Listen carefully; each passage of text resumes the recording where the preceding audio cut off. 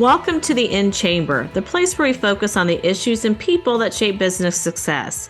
I'm your co-host, Rebecca Patrick. I'm the Senior Vice President of Communications for the Indiana Chamber of Commerce. Joining me at the microphone is Anthony Shutley, our Director of Communications. In Chamber is presented by the Talent Resource Navigator. Today we're chatting with Christopher Day, longtime entrepreneur and local tech executive who became CEO of Indianapolis-based venture capital firm Elevate Ventures last August.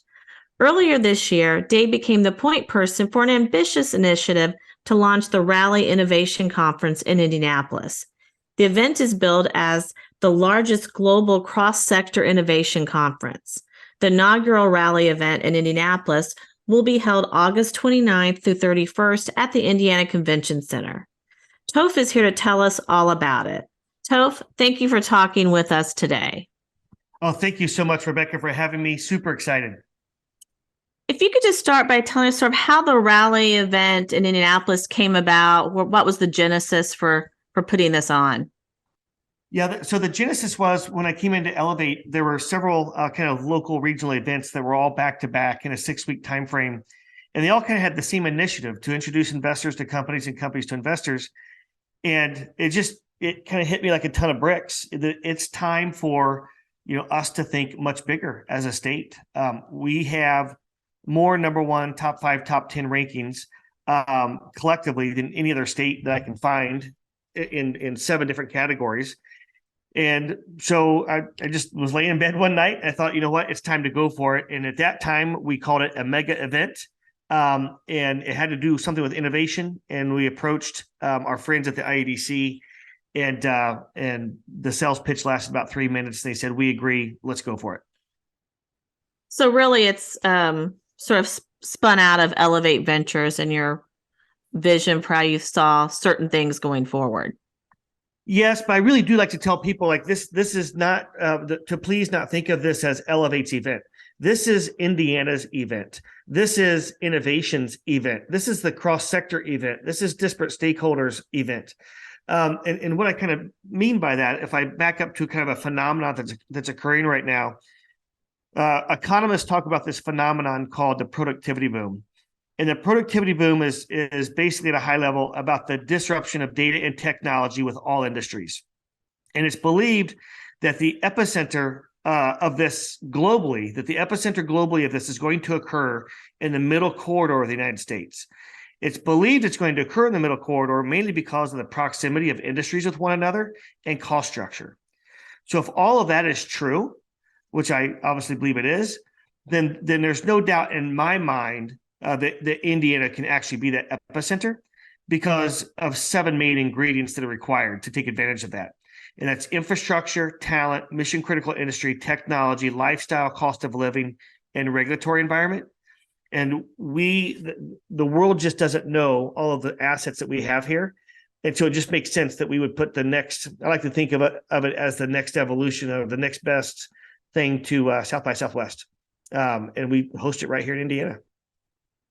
You mentioned those 7 things real quick. Is there any of those that you want to highlight that Indiana really stands out in?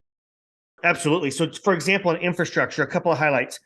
We have the number 1 ranked infrastructure of all 50 states, a fully funded plan, 20 years with cash. We have the number 1 airport in North America, 10 years running. We have 3 inland premier ports that are extremely important for commerce. When it comes to talent, we graduate the second highest number of undergraduate engineers, as an example, regionally in the nation, only behind the Research Triangle. We have the largest medical school in the country, Indiana University. The engineering universities, a big part of that's Purdue and Rose-Hulman. When it comes to mission critical industry, so let's think about life sciences, med device, et cetera. Warsaw, Indiana contributes 50% of the $50 billion orthopedics GDP in the United States. We're the number 1 exporter of pharmaceuticals. The list goes on. RV capital of the world, other capitals of the world. When we think about technology, we've had nearly $10 billion in tech exits in less than the last 10 years. home of Salesforce, arguably the greatest SaaS company of all time. Their second largest physical presence in the world is right here on the circle in Indianapolis. When we think about lifestyle, the Children's Museum, we have the world's largest children's museum. We host the Indianapolis Prize, which is the largest animal conservation award in the entire world, that's hosted here every 2 years. I should go back to lifestyle. We've had places that are the safest place to live, the best place to raise a family. So Fishers, Zionsville, Indiana. The most affordable city to live in India, in the country, is Fort Wayne. The best place for a new job is West Lafayette, Indiana. When we think about cost of living, we're number one for renters. We're number one for first-time home buyers. And when we think about regulatory environment, we have the number one ranked regulatory environment by Forbes. And above all, over all of that collectively, is this year we were ranked number one by Forbes as the best state to start a business. So, I guess all that in mind, as maybe the backdrop, what's the end goal for this event for this year? So the end goal for this event is for, number one, to open up people's minds about what is possible, right? In the terms of the next generation of innovation, the next generation of AI, to meet people from cross sector that are working on similar problems that they're working on, and help them advance the ball in the growth of their company or the growth of their ideas faster and more efficiently. It is to encourage more new business starts. It is to encourage more efficient and better opportunities for expansion. It's about talent retention, talent attraction. We're also featuring a $5 million pitch competition, one of the largest in the world. So there'll be 6 sectors in year one: software, hard tech, healthcare, food and ag, sports tech, and entrepreneurship. In the first 5 sectors I mentioned there'll be a $1 million pitch competition winner in each of those 5 sectors, to help be a catalyst for those great companies of the future to get a little bit farther faster. As you pointed out, this is a massive event, or is planned to be a massive event. And with massive events, take an incredible amount of organizations. So which local organizations and companies are involved in helping out with launching Rally? So there's a ton, and so I probably won't hit them all. I'll just at least kind of hit a half a dozen here. But first, I want to thank the IEDC. They're our largest underwriter to get this kicked off. And so they got the vision right away, and they have been instrumental in getting this launched. I next want to mention Agronovus. So Mitch Frazier, they're the CEO of Agronovus, immediately got it and leaned in the ag and food sector as an example. High Alpha, Scott Dorsey and his team, they did all of the branding and design work in kind. So we worked with them to come up with the name of the event, and all the branding and design that we see coming to life now. High Alpha was behind. But people like Indiana Chamber, right? Demand Jump, Pivot Marketing, Bohu, Butler University, Purdue University, Indiana University, Notre Dame, Heritage Group. And I'm doing these all by memory. There's a slide out there that has a lot of these folks on it.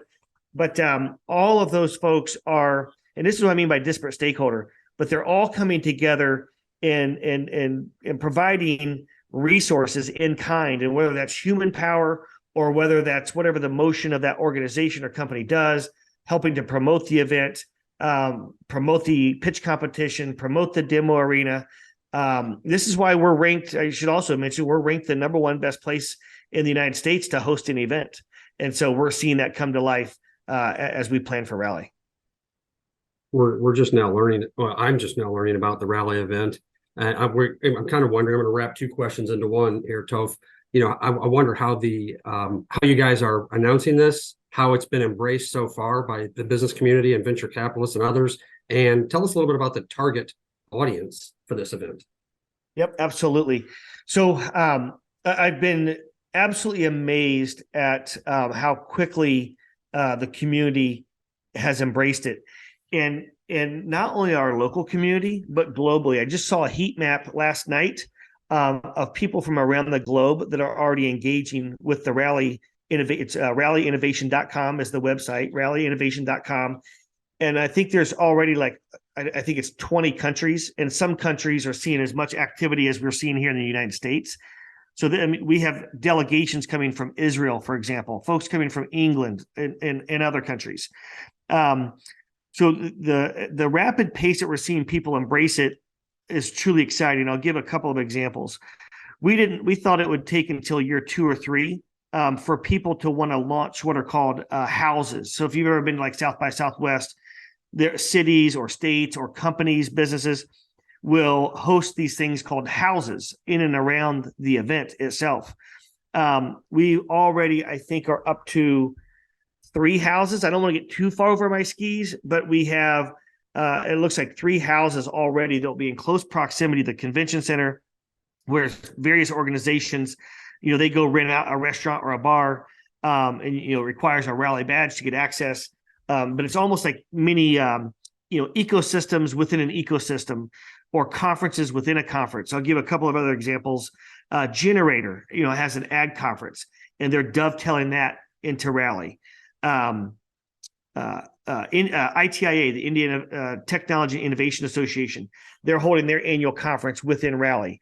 There's another one I probably can't mention yet, but we're like very close to confirming that they're going to host their annual conference within the conference of Rally. And that's where magic happens, right? We're trying to really pitch a big tent that enables all of these different types of businesses, organizations, governmental partners to come together in one place at one time, cross-sector, to figure out how to move the economy forward even better and more efficiently in the future. I've covered travel and tourism for a lot of years for different publications. I know what a big event can mean for a city and for a state. And I had heard that this event in its first year could potentially, it's going to draw tens of thousands, if not perhaps 50,000. To give a little context to that, the FFA, which most people in Indiana know about, that annual conference brings about 60,000. It's a huge economic impact that brings in tens of millions of dollars. So what are you guys expecting in year 1? And so, thank you. So in year 1, our goal is to have 5,000 innovators, 5,000 attendees, and we will probably look to chart the course for future years, by the end of this year. But in my mind, I'm thinking that it's 100,000 range by like year 5, I think is what we will see. Our goal is in year 1, 5,000. In year 3, 4, 5, we want to be approaching 100,000, which we think is very doable. You mentioned a little bit earlier, South by Southwest event that's in Texas. Do you think this event could someday perhaps rival that? And how long do you think it would take to get to that stature? That's a great question. And just for clarity, I love South by Southwest, right? I've attended South by many, many times. I think it's a wonderful festival. Kind of start off as a music festival, and then they've kind of layered in various other things. It took, I think, I may get my years wrong a little bit, but it took South by, it's either 17 or 27 years in the making. And I believe over the course of 2 weeks, they have about 250,000 people over the course of 2 weeks converge on Austin, Texas. And it's a wonderful, amazing event where you collaborate and meet with many folks. And, how long would it take to get to that size? I don't know, but I think with the rapid escalation of how business and culture, changes that we're experiencing, et cetera, I hope we could get to that scale in 10 years, less than 10 years. For our listeners, could you also sort of compare how this might stack up against the University of Notre Dame's Idea Week? People may be familiar with that. Yes. So what I love is, so Notre Dame's Idea Week is an incredible event that they put on. And the conferences, summits, events that people have on a local and regional basis are so important, right, for the ecosystem. And so the idea for Rally is I like to think of it as like 2 shots on goal, right?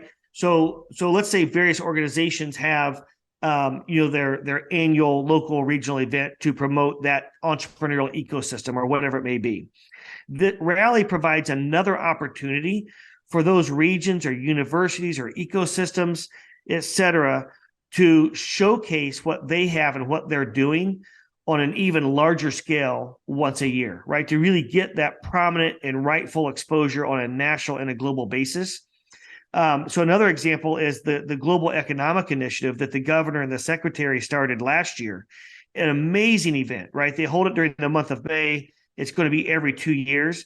And so we purposely coordinated Rally to be in the fall so that we have 2 shots on goal every other year. And then in the off years of the Global Economic Initiative, then we still have a major event for people to come and enjoy and experience all that the Indiana ecosystem has to offer. And I should say it's not just about Indiana, right? It's about our regional and national and global relationships that we have, whether they're philanthropic or whether they're business relationships or university relationships.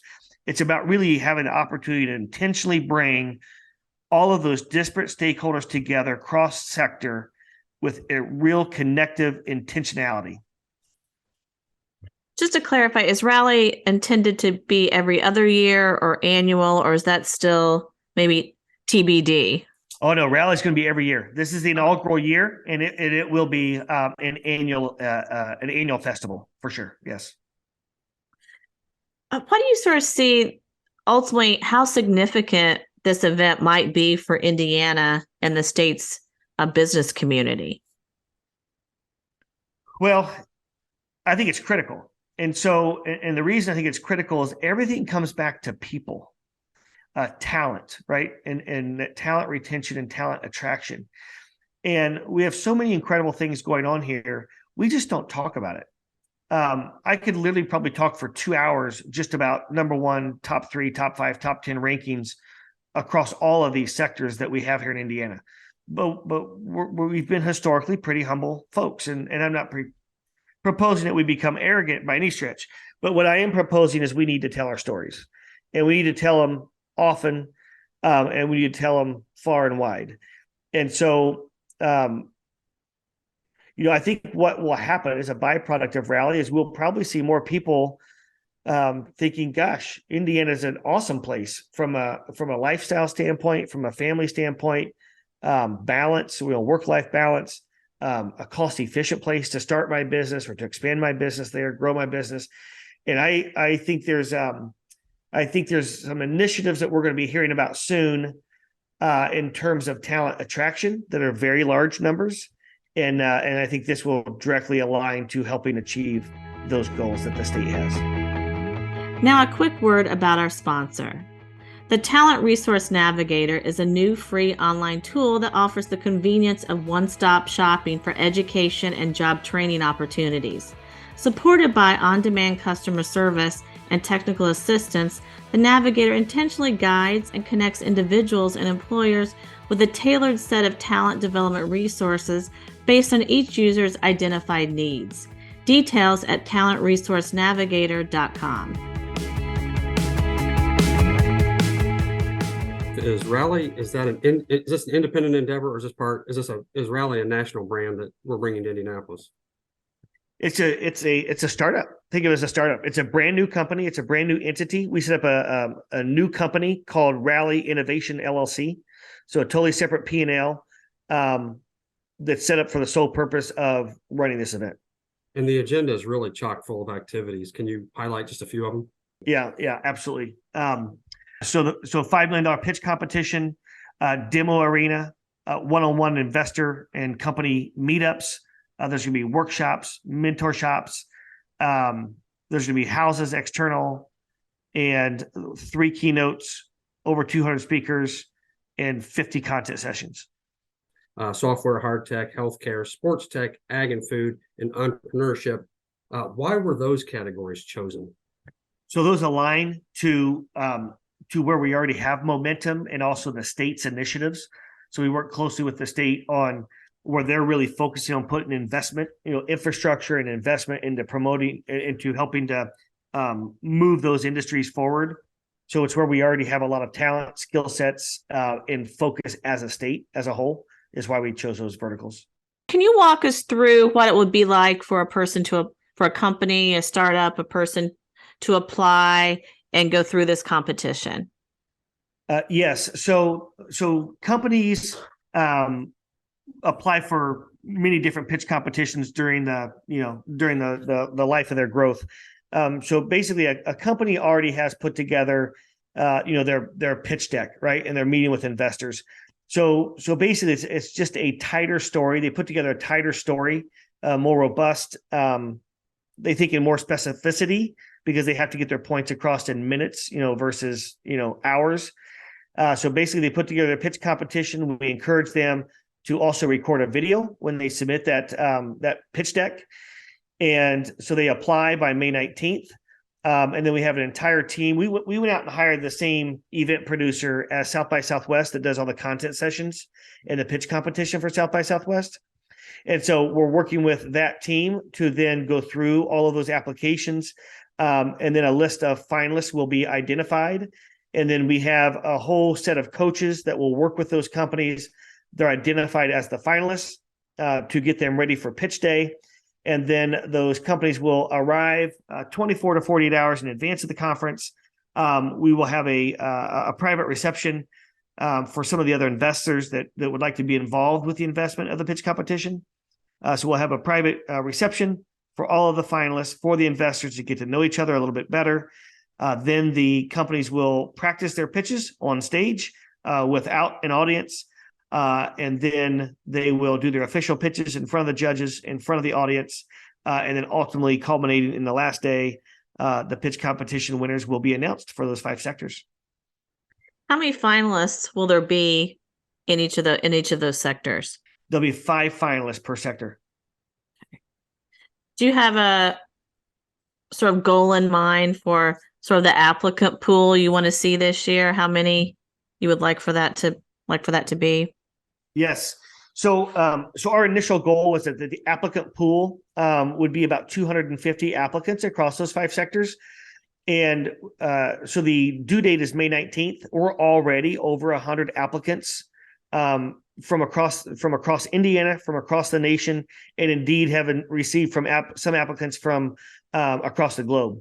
So we're a little over 100 right now, and most applications in these pitch competitions come in the last week. So we feel pretty confident that we'll hit that goal. That's great. That's a great number. And true, most people, whenever there's a deadline, no matter what it's for, it's going to be the last 2 weeks, last week, or last day or two for some people. Well, and they want to include their latest metrics, right? The latest metrics, the latest contract wins, et cetera, their revenue run rate, all those kinds of fun things. Well, we talked about, for the applicants, what it can mean. How can businesses or other groups maybe get involved or attend to see what some of the latest and greatest things are that are going on? Yeah, absolutely. Great question. There's so many ways to get involved. So number one, right now there's an inaugural year discount code that's live on the site at rallyinnovation.com. And I think there's a 60% discount running right now. And so number one is go secure your spot to attend as quickly as you can. Other ways to get involved. So we have sponsorship opportunities of all different types and sizes and sorts. And so there's a way to reach out on the website if you're interested in sponsoring.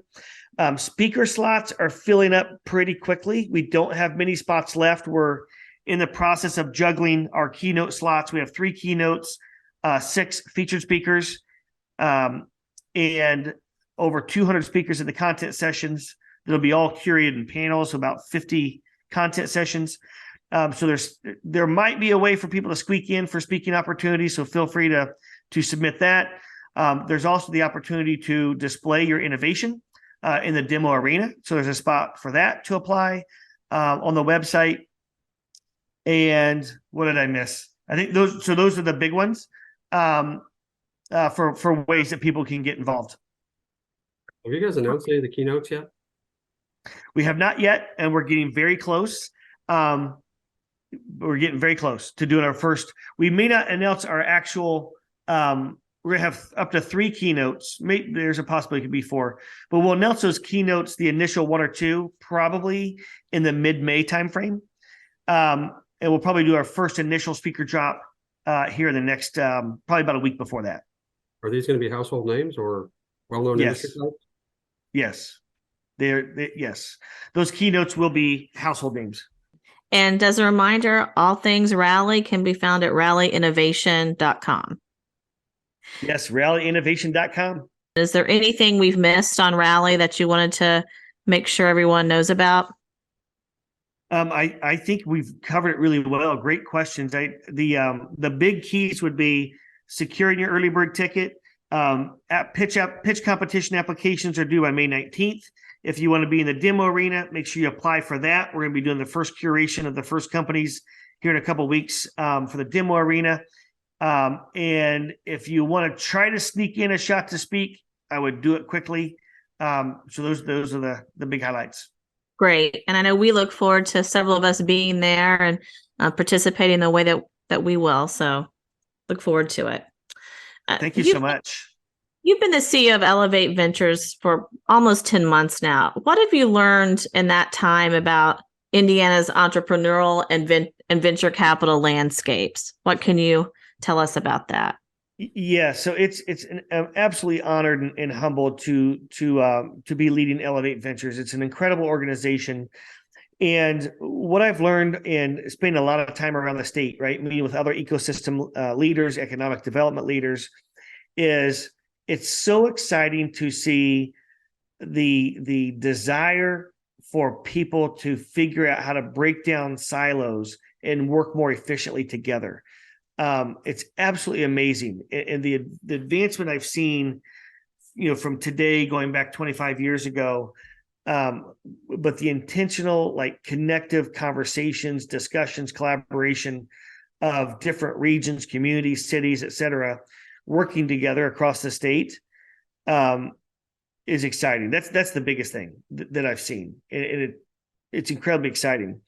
Another thing I see that's exciting is the engagement with our universities and the intentional connections that we're able to make working with those universities to identify students that are working on the next generation of awesome companies, right? So AI driven type companies, right? Machine learning companies, leveraging massive data sets is super, super exciting.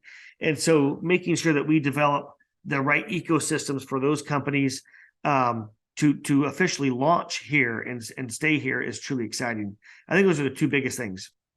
There's a lot of uncertainty still about 2023 with inflation still plaguing the economy and the economy seemingly softening some. What do you see in terms of activity for startups and scale-ups, as well as investment activity for the rest of the year and the year ahead?